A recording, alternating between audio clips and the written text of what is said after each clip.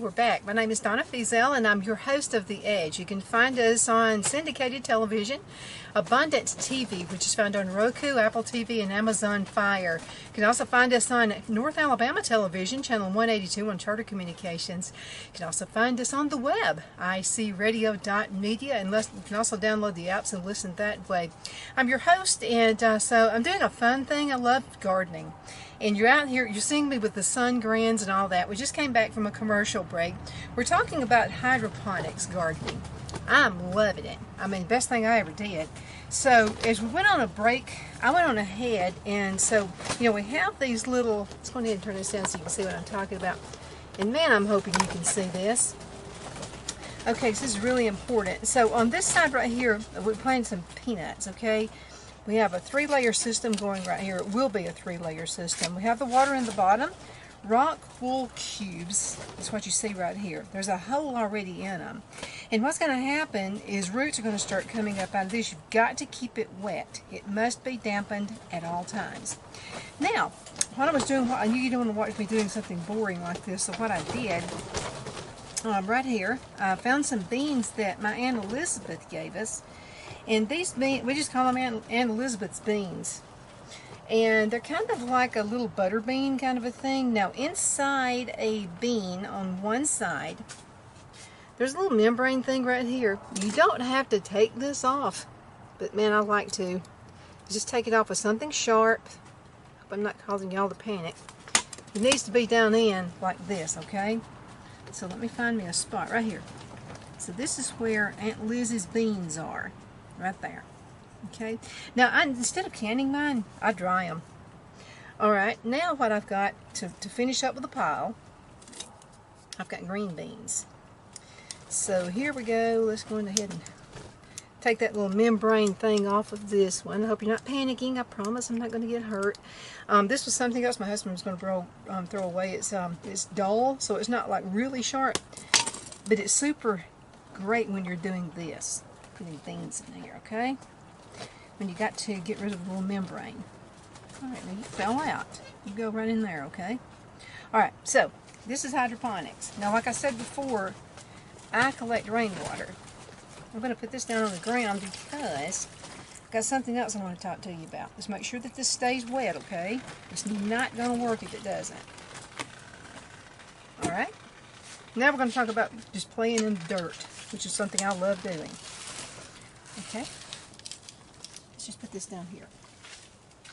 I'll do something a little bit differently. Okay, all right. Now, we talked about the heating pad. Okay, that's really, really, really important because it's not always going to be warm like it is today. In Alabama, we can have 4 seasons coming up in one day. This is one of them. It's pretty warm now. Now the wind is blowing, so that's what you're hearing right now. It's kind of going crazy up there. Okay, now let's go ahead and talk about, this is something I did last year. It was an experiment. I'm going to have to put my seeds here. This is for when you're going to plant a whole lot of something. And what I mean by planting a whole lot of something, you've got a bunch of seeds, you just really don't want to take the time to put them all in a pot. So it works on a layer system. However, I save boxes. Okay? So these are just some old boxes right here that I've saved. That's the big one right here. You want a pretty big box. Handier if you've got something like an old box that has some kind of handles on it. Okay? Now once you get this thing filled up, it needs to be on the ground, okay? Because you'll never get it down. And this is just an old box right here. It's a flat one, and it fits right in here. Once you get everything else moved out of the way. Okay, biodegradable. Make sure that it's not a box that's going to have some kind of a waxy film around it. That's extremely important too. Okay, so here I've got this layered and I've got this layered, and I'm going to walk away just for a minute because I've got to have some paper. I'll be right back in a minute.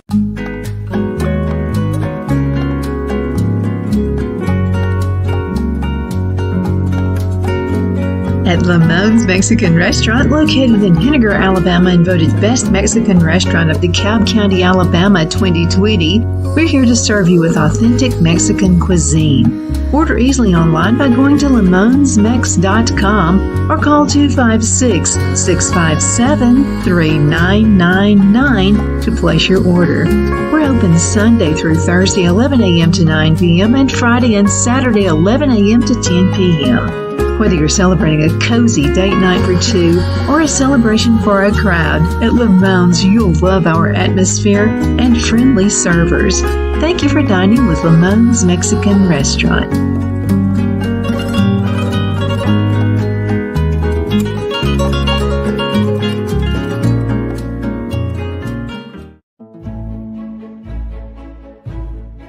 The Hatter Cafe and Country Inn is nestled in the northeast corner of Alabama the Beautiful in the delightful town of Mentone. We're located on top of scenic Lookout Mountain near Little River and DeSoto State Park and located only 5 minutes from shopping and restaurants. There is also a nearby community walking path and golf course. We welcome everyone through the doors and we are committed to outstanding service for all guests.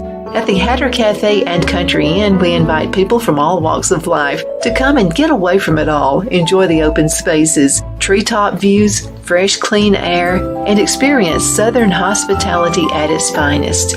We look forward to hosting you. To reserve a special event, or if you would love a special getaway at the Country Inn, you can call us at 256-634-2018. Let Rhonda at Rhonda's Elite Tax LLC take the burden off you for all your tax needs. I know because Rhonda has been taking care of my business since 2013. I feel Rhonda works for me because she knows the direct questions to ask to better benefit my unique business in order for me to get back the biggest refund possible. Rhonda is an ongoing student, and she knows tax laws are in a constant change every year. Call 256-281-9903 for an appointment to take the dread out of getting your taxes done. Rhonda is located at 11968 U.S. Highway 431 in Boaz. Again, that number is 256-281-9903. And let Rhonda's Elite Tax LLC champion your personal and business taxes.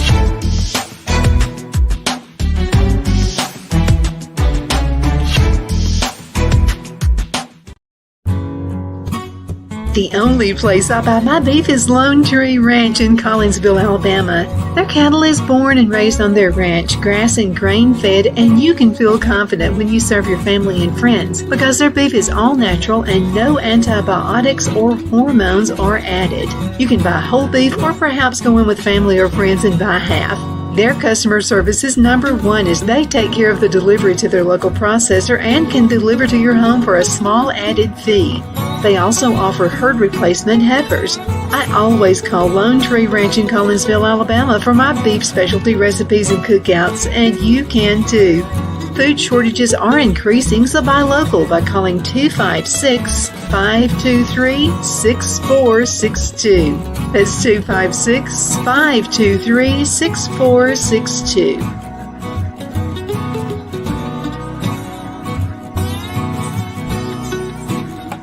Jeff McCurdy of the McCurdy Law Firm has been a public service of this area for over 10 years. McCurdy, a member of the Henniger City Council, serves as prosecutor for the town of Sylvania and was named public defender for the city of Rainsville. The McCurdy Law Firm is located at 17326 Alabama Highway 75 in Henniger to better represent his Jackson and DeKalb County clients. If you need to be represented by a true public servant with proven success, call Jeff at 256-996-8701 or send a private email to McCurdyLawFirm @gmail.com. No representation is made that the legal services performed is greater than the legal services performed by other lawyers.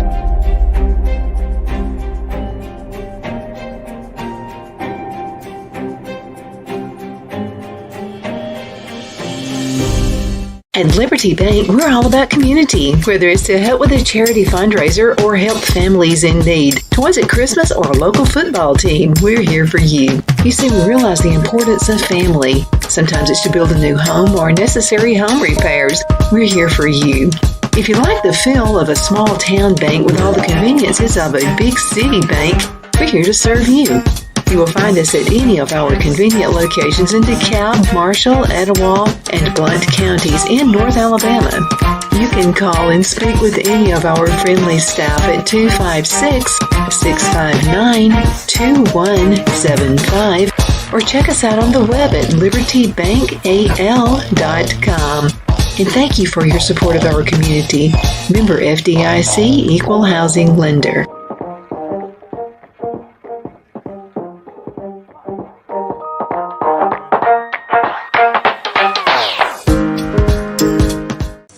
This is Donna, so we are back from the break, and so I wanted to go ahead and start mixing up a little bit of the soil. Okay, so what I've got, and I love this soil, it's like a really, really rich dirt, okay?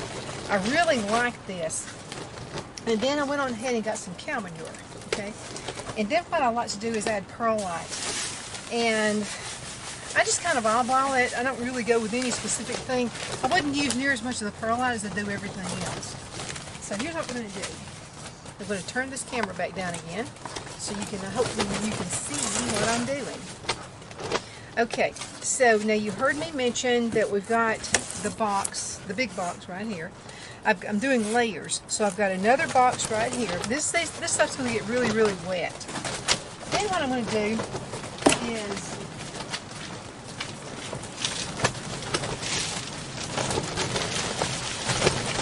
I save this, and this is like packing paper, okay? So I save that, and I put this down in here as well.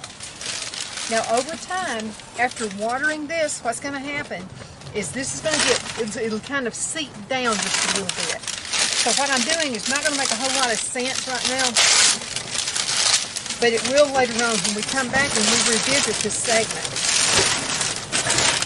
Okay? I like the layering effect. I think it turns out really well. I had so many roots last year. The roots were huge.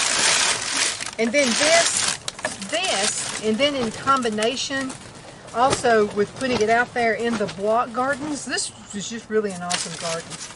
Okay, now I like to mix with my hands. So here we go. I've got the gardening soil, the cow manure. I like the cow manure better. And then your perlite. And again, this white stuff, that's the perlite. And see how that just kind of clumps? That's what you're looking for. I hope you can see this. I like the way that clumps. Okay. Alright, here we go. I think it's mixed up pretty good. I'm going to do this in a couple of layers. Okay, because the roots are going to be kind of big, and this is just an old bucket that I didn't want to throw away. So we're going to be mixing it a little bit more, like so. Okay. Alright. Actually, what I could do, let's do this. I'm going to put some of this in here. It's one of those things, it's kind of like baking a cake or making bread or whatever. We'll just learn some things along the way of the way it needs to look. Alright, so we are beekeepers, and these bees absolutely love flowers, and they love marigolds. Tilt that down just a bit more.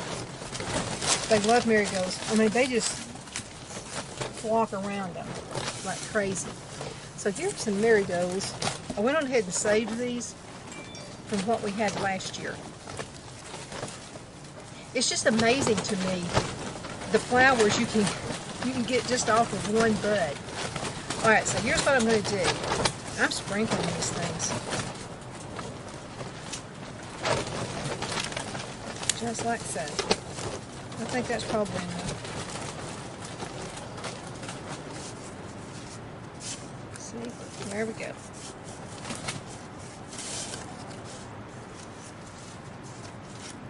Just a few more in there. Now, let's go ahead and top it. I'm putting more soil on top.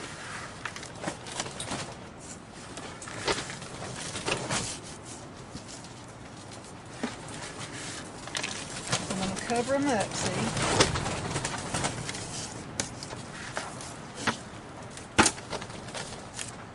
Just like that. They're covered up. Now we know these are going to be marigolds, so I'm going to need to write, and I love this. So here's my rooster. He's coming in. He won't see what's going on. There we go.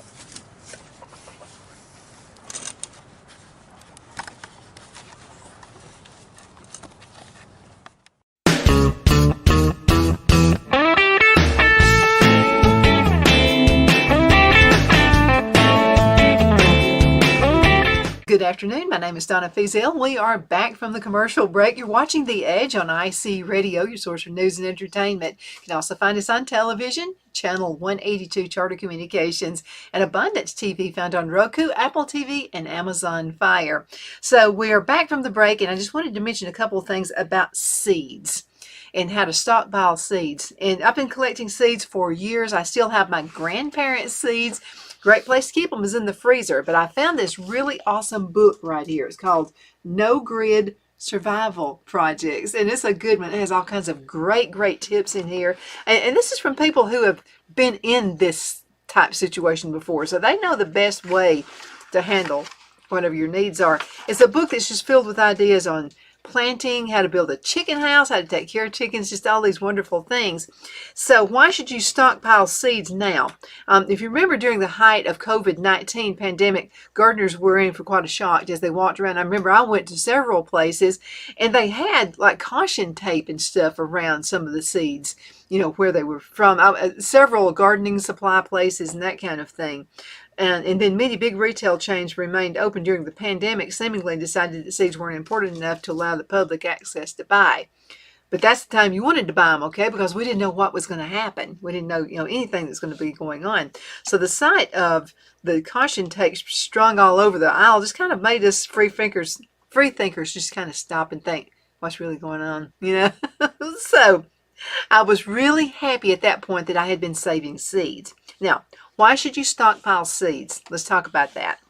Seeds can and should be stockpiled now more than ever. When the powers that are telling the public not to buy seeds, that's when you should buy as many possible seeds as you can. Absolutely. We have to worry about, what's the next pandemic going to be, or will there even be another pandemic? The prices of groceries, they've went up to just, tripled, in price. That's why you should really stockpile seeds. Now let's go a little bit farther. I want to make sure I get all this information in here for you.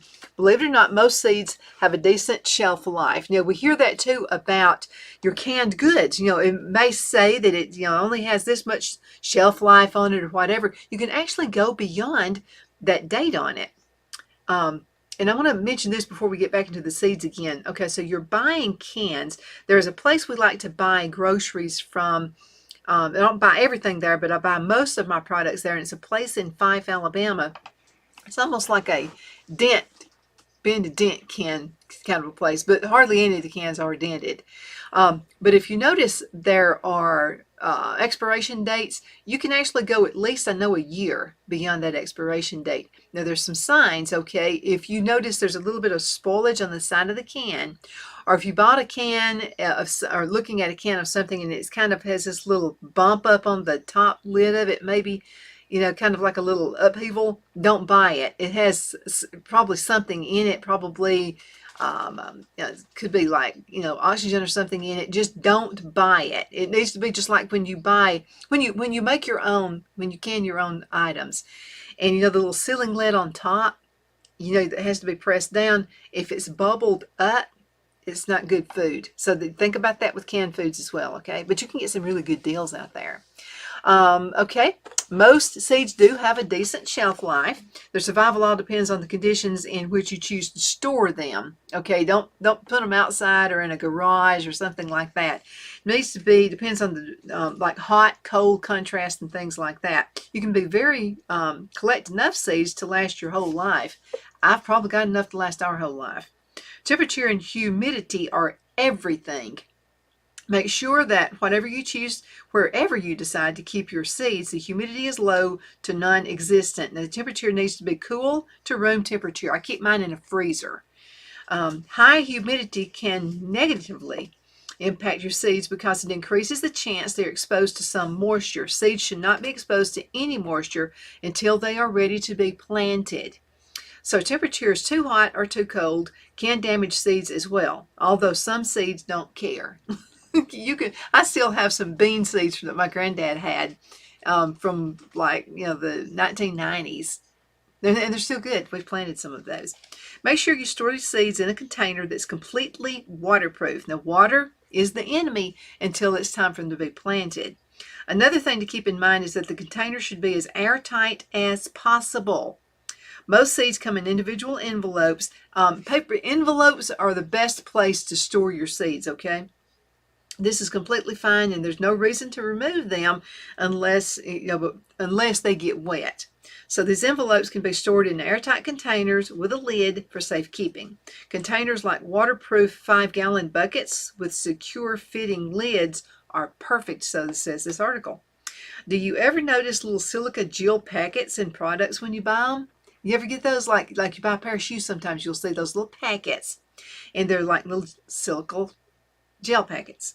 Save them because these packets are actually placed in products to keep moisture from ruining them.